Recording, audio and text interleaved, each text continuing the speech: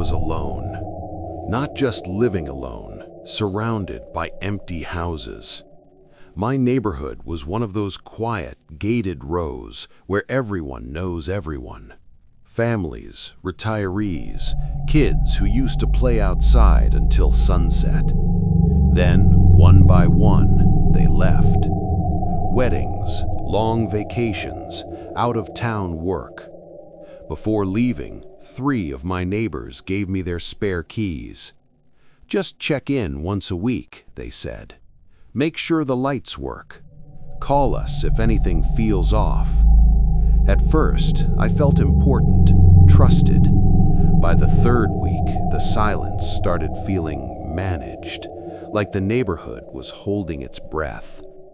Every night, I did the same routine.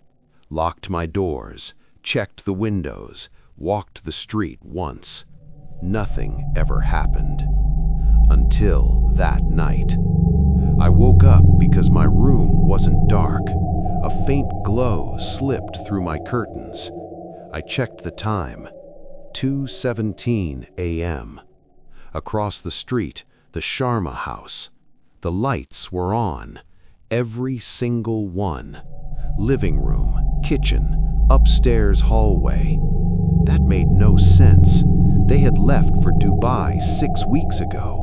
I had checked the house myself 2 days earlier. Everything was locked, empty. I stood at my window watching. Then I saw movement. A shadow crossed the living room window.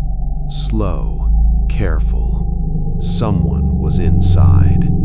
I grabbed my phone and called the police immediately. I told them everything, the keys, the neighbors being out of town, the exact address, the lights, the movement. The dispatcher stayed calm. "Are you safe right now?" she asked. "Yes," I said. "I'm inside my house, doors locked." "Good, stay where you are. Officers are on the way." I kept watching. Front door of the Sharma house opened. 3 figures stepped out.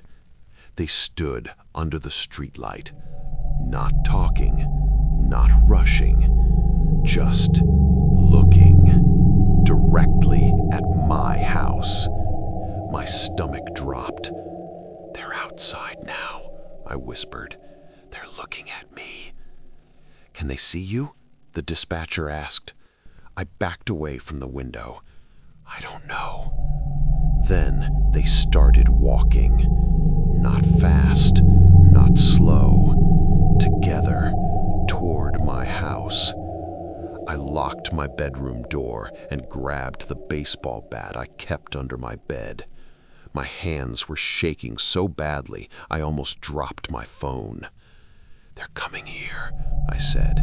"I think they saw me." "Okay," she said firmly. "You're doing the right thing. Stay inside, lock yourself somewhere safe." The doorbell rang. Once, then again, then a knock. Slow, heavy, like someone who knew I was listening. "I'm going to the basement," I whispered.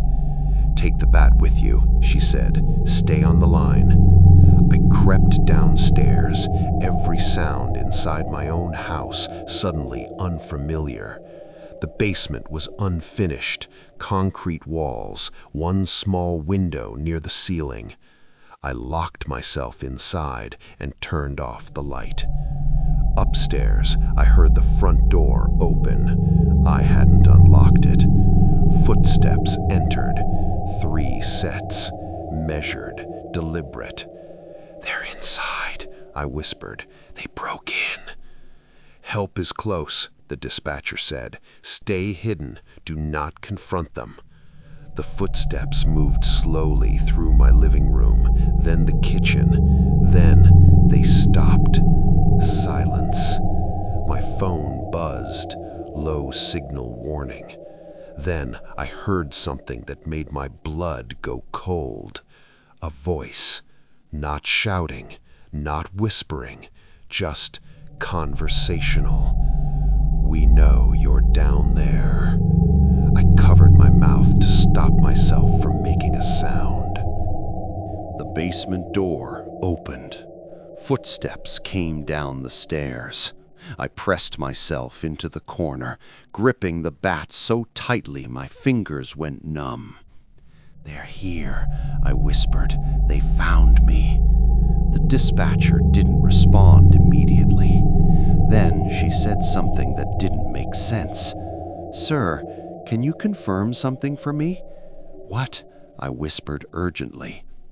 "How do you know the neighbors are out of town?" I froze. "They told me," I said. "They gave me the keys." There was a pause. "Sir," she said carefully, "how long have you been checking their houses?" 2 months. Another pause. "Sir, we spoke to the homeowners earlier today." My throat went dry. "They returned yesterday." I shook my head violently. No, that's not possible." "They said they've been home for 2 weeks," she continued, "and they've called us multiple times." "For what?" I whispered. The footsteps stopped at the bottom of the stairs. The dispatcher's voice lowered. "For someone watching their houses at night. For lights being turned on and off. For someone trying their doors." I felt something collapse inside my chest. One of the figures stepped into the dim basement light. It wasn't a stranger. It was my neighbor, eyes wide, shaking, holding a phone.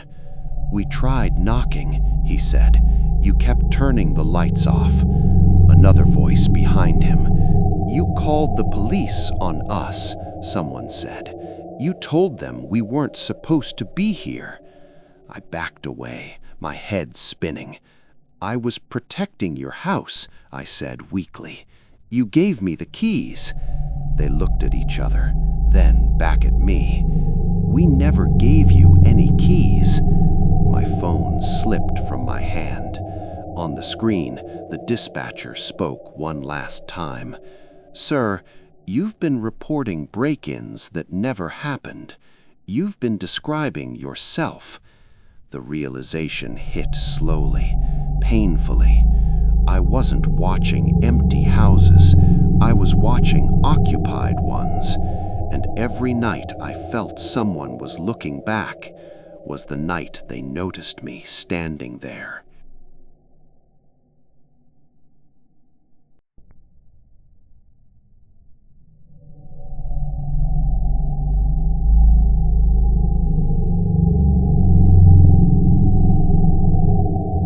In cafes, in queues, in offices, people would suddenly stand up mid-conversation and leave. No goodbye, no urgency, just decision. When I asked where they were going, they'd pause, then say, "I don't know, but it feels like I'm late." I Googled it. Nothing. I asked coworkers if they noticed it. They laughed. "You overthink," one said. Then one morning, it happened to me. I was walking to college when I felt it, that pull, that certainty. This is where you turn. I stopped mid-step. My body wanted to move, turn left down a street I never took. My heart raced. I forced myself to keep walking straight. The pressure behind my eyes, a headache that felt like resistance. By the time I reached class, I was shaking. That evening, I overheard 2 strangers talking. "He didn't follow it," one said. "That's unusual," the other replied. I froze. They noticed me watching, smiled politely, and changed the subject. After that, things escalated. Announcements repeated themselves slightly differently each time. Signs pointed in directions that didn't match the place. People corrected my memories with confidence. "You were there yesterday. You already agreed. You said you understood." I started doubting everything. Then came the email. No sender, just one line. "You're delaying your exit." I replied. Exit from what? The response was instant, from the version of you that keeps asking questions. The next day, the pull returned, stronger. I stood at a crosswalk while everyone around me stepped forward, against the red light. Cars stopped, drivers waited. It was clearly expected. I stayed still. A man beside me leaned over and whispered, not unkindly, "You're making this harder than it needs to be." I felt it then, the truth settling in. This wasn't random. It wasn't people leaving places. It was people being moved on. Like scenes ending, roles finishing. Everyone else accepted it. Everyone else forgot the moment after it happened. Everyone except me. Tonight, I feel it again, stronger than ever.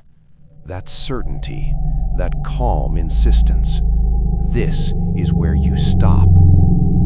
I don't know what happens if I finally follow it, but I do know this. If one day you suddenly feel sure about leaving something you never planned to, don't assume it's your decision. I did that for too long, and now everyone else remembers me as someone who already left. That's the end of tonight's stories. If any of them stayed with you, you know which one. Let me know in the comments. And if you want more stories like this, subscribe. I'll see you